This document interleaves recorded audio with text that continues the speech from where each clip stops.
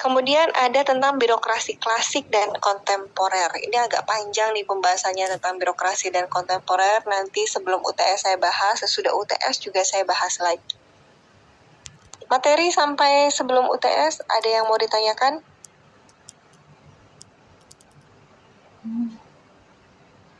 Ada sih, Bu. Ibu izin bertanya, itu UTS kita take home atau di kelas, Bu? Oke. Pertanyaannya sangat bagus sekali ya. Kalau UTS dengan saya, menurut pengalaman saya lebih suka take home ya, karena kalau di kelas yang pertama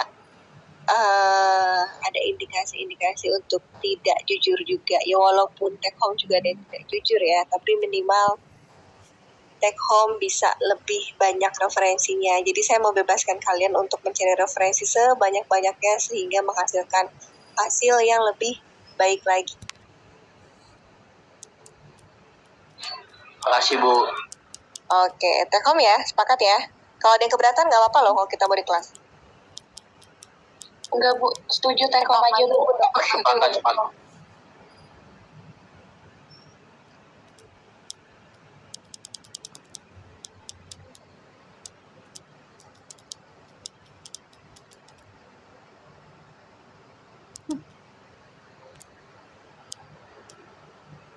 Oke, that's home ya.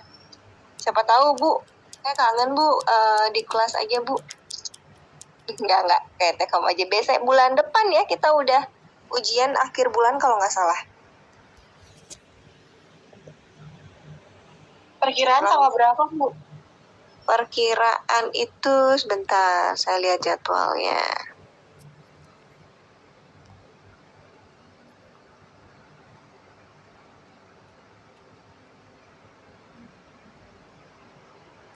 UTS itu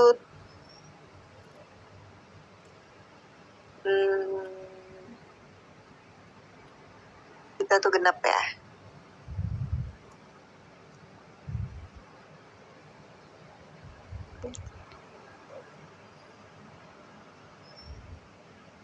Kita ganjil UTS itu 28.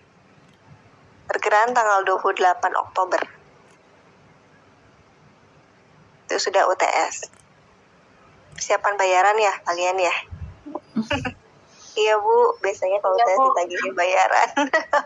Tahu, saya tahu. Udah semester 3 mah udah hafal ya. Oke, sampai sini ada yang mau tanyakan tidak? Tidak, oke, saya lanjutkan dulu. Nanti sebelum jam 7 kurang 10 atau kurang belum ke Pak Erik. Lanjut lagi kepada ini. Nah, yang tadi saya katakan, birokrasi klasik dan kontemporer itu banyak sekali, sehingga nanti habis UTS juga akan saya bahas. Ada yang namanya patologi birokrasi. Kalian pasti pernah mendengar yang namanya ada penyimpangan atau adanya sebuah kekeliruan atau bahkan adanya tindakan yang tidak seharusnya dilakukan dalam sebuah pemerintahan. Banyak, Bu, kasusnya banyak. Nah, itu di dalam birokrasi namanya patologi birokrasi atau penyakit birokrasi. Itu tuh pembahasan ini sangat menarik sekali, di mana nanti kita bisa melihat birokrasi yang memang sudah dibuat seketat mungkin, dibuat sesuai dengan aturan dan lain sebagainya, tapi ternyata masih terdapat penyimpangan. Nah, setelah adanya penyimpangan, maka dibahaslah yang namanya etika birokrasi. Harusnya seperti apa sih birokrasi itu dijalankan? Kenapa sampai ada penyimpangan dan bagaimana harusnya bisa mengatasi agar tidak terjadi penyimpangan tersebut? Baru deh muncul setelah etika birokrasi yang namanya reformasi birokrasi. Ini sempat booming sekali pada masanya, di mana birokrasi yang tadi saya katakan terkenal kaku, berbelit-belit dan sebagainya itu semua dipangkas, semua dirubah oleh pemerintah. Itu nanti dibahas sebelum kita UAS. Sampai sini ada yang mau ditanyakan?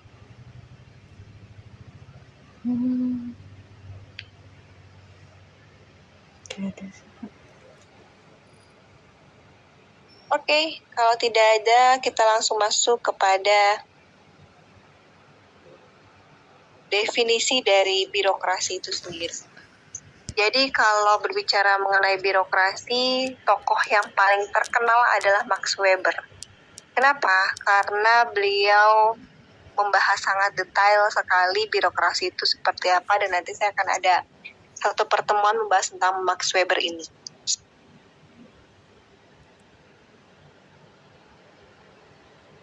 Nah, Max Weber ini membahas birokrasi adalah organisasi dengan sebuah hierarki, penggajian, pejabat tetap atau penuh waktu yang menyusun rantai komando. Organization with a hierarchy of full-time official who form a chain of command. Yang artinya di mana organisasi itu kan adalah sebuah kumpulan orang-orang dengan tujuan yang sama, dengan memiliki tujuan yang sama. Itulah birokrasi. Nah, itu organisasi. Nah, di mana di dalam birokrasi ini ada organisasi di dalamnya pasti. Kemudian ada pejabatnya yang bekerja tetap atau mereka penuh, yang menyusun rantai komando, yang membuat sebuah keputusan, yang membuat sebuah pelaksana kebijakan. Itulah birokrasi menurut Max Weber.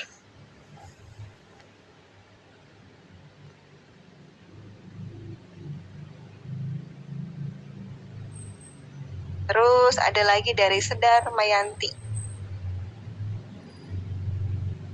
Di mana Sedar Mayanti ini menyatakan bahwa birokrasi itu adalah sistem penyelenggaraan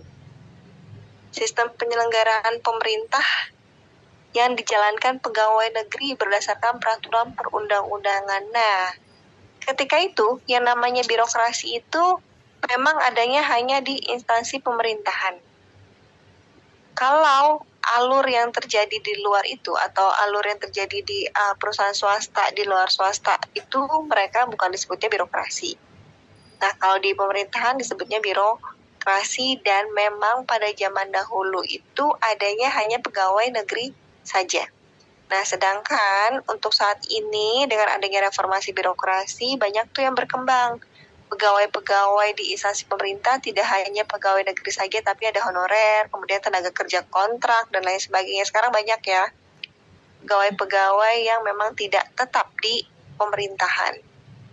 Nah, kalau Betham ini, dia menyatakan birokrasi adalah institusi atau tempat yang berada pada sektor negara yang memiliki karakteristik adanya kewajiban, memiliki hubungan dengan hukum, dan berhubungan dengan pertanggungjawaban kepada publik dalam menjalankan tugasnya. Nah, Betham ini sesuai dengan apa yang sudah saya berikan tugas kepada kalian, bahwa kalian saya minta untuk memberikan menjelaskan satu instansi pemerintahan di mana instansi tersebut dia punya kewajiban, dia punya tugas pokok, dia punya tanggung jawab kepada publik, dia pelayanannya seperti apa, kemudian ada hukum yang memayungi. Itu deh. Jadi kalau misalkan saya tanya kesimpulannya dari Max Weber, Sedar Mayanti, dan Betham, itu ada yang bisa menyimpulkan?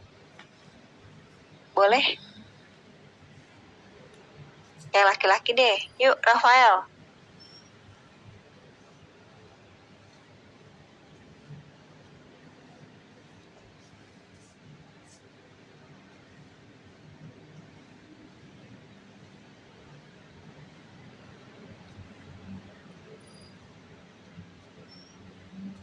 Ada Rafael, Arya Rafael. Udah, Hendrayana.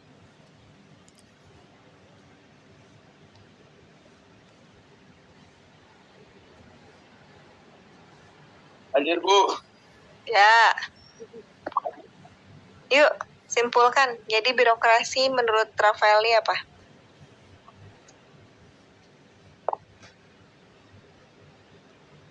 Organisasi, Bu. Sebuah organisasi atau institusi. Institusi. Ya. Yang memiliki karakteristik. itu mah definisinya, Rafael. Oh iya, definisinya ya, Bu ya. Saya baca jadi ini. Iya, kesimpulan. Ya, Bu, bentar, Bu. Cari dulu ya. Ya nggak usah dicari, langsung disimpulkan. Bantu Hendrayana, boleh.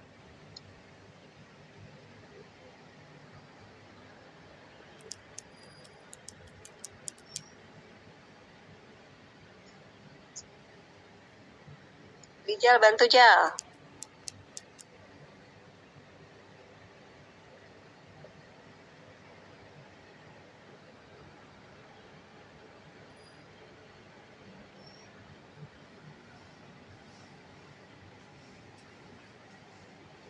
Ya, Putri bantu Put.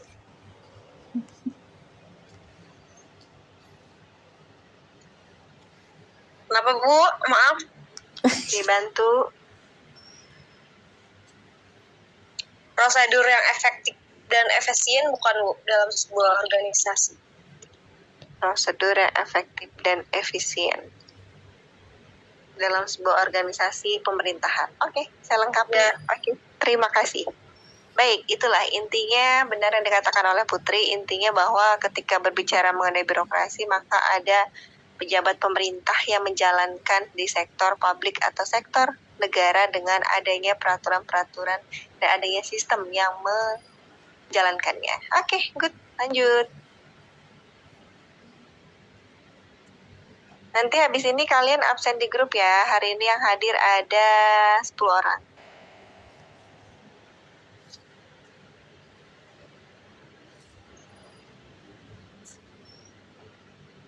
Kalau enggak nanti sama Elsa boleh difoto lalu nanti dikirimkan di grup biasa. Baik, Bu.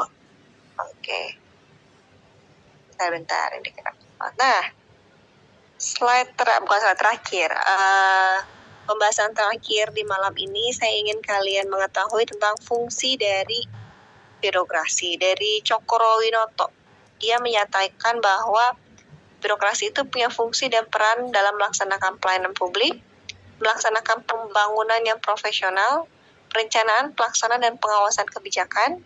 Kemudian ada alat pemerintah untuk melayani kepentingan masyarakat dan bukan merupakan bagian dari kekuatan politik atau netral. Nah, dari 4 fungsi dan peran ini, Cokroaminoto ini juga membagi lagi menjadi 4 fungsi birokrasi yang memang dikenal dengan sebutan fungsi instrumental. Di mana fungsi instrumental ini adalah di dalam birokrasi itu menjabarkan perundang-undangan dan kebijaksanaan publik dalam kegiatan-kegiatan rutin untuk memproduksi jasa, pelayanan, komoditi, atau mewujudkan situasi tertentu. Jadi, fungsi instrumental ini dalam birokrasi adalah instrumen. Instrumen itu adalah alat-alat. Nah, alat-alatnya apa yang mereka punya? Yaitu kebijakan, yaitu perundang-undangan. Di mana di tahun 2004 itu kita sudah ada yang namanya otonomi daerah. Nah, maka kebijakannya tergantung dari daerahnya masing-masing. Yang kedua fungsinya adalah fungsi politik, yaitu memberi input berupa saran, informasi, visi, dan profesionalisme untuk mempengaruhi sosok kebijaksanaan. Di mana fungsi politik ini yang kita ketahui politik itu adalah untuk mendapatkan kekuasaan. Dengan adanya kuasa ini maka diharapkan dengan adanya birokrasi, dengan adanya pegawai pemerintahan yang menjalankan bisa menjadi wadah atau tempat saran bagi masyarakat yang memang membutuhkan pelayanan publik. Terus yang ketiga ada lagi fungsi katalis public interest, yaitu mengartikulasikan aspirasi dan kepentingan publik dan mengintegrasikan atau menginkorporasikannya di dalam kebijaksanaan dan keputusan pemerintah. Jadi intinya fungsi katalis public interest ini itu dia dimana menjadikan satu antara aspirasi itu adalah harapan atau gagasan ide yang disampaikan oleh masyarakat serta kita lihat nih kepentingan atau memang kebutuhan dari publik itu apa dan mengkorporasikannya dalam kebijaksanaan dan keputusan pemerintah. Jadi mereka membuat adanya aspirasi dan kepentingan itu kemudian dibuat dalam sebuah kebijaksanaan. Fungsi yang terakhir yaitu ada fungsi entrepreneurial, yaitu memberi inspirasi bagi kegiatan-kegiatan inovatif dan non-rutin, mengaktifkan sumber-sumber potensial yang ideal, dan menciptakan resource mix yang optimal untuk mencapai tujuan. Intinya adalah fungsi entrepreneurial ini yaitu memberi kepada masyarakat bahwa sebenarnya birokrasi itu bisa melakukan kegiatan-kegiatan yang inovatif dan non rutin, dalam arti ini fungsi entrepreneurial ini dapat dilaksanakan di dalam reformasi birokrasi. Contoh aja satu, reformasi birokrasi yang memang sudah sedang dilihat oleh dan dirasakan oleh masyarakat saat ini ketika kalian akan melakukan pembayaran pajak. Dahulu, birokrasi sebelum adanya reformasi birokrasi, kalian bayar pajak harus di kantor pajak atau samsatnya. Pajak ini nih, maksudnya pajak kendaraan di samsat ya kan. Nah, saat ini sudah banyak ada inovasi, mereka akhirnya membuat samsat keliling, kemudian ada juga online dan lain sebagainya. Itu merupakan kegiatan inovatif yang dibuat dari reformasi birokrasi. Panjang sih kalau reformasi birokrasi itu yang dirasakan sampai saat ini. 1-4 ada yang mau ditanyakan sebelum saya akhiri perkuliahan malam ini?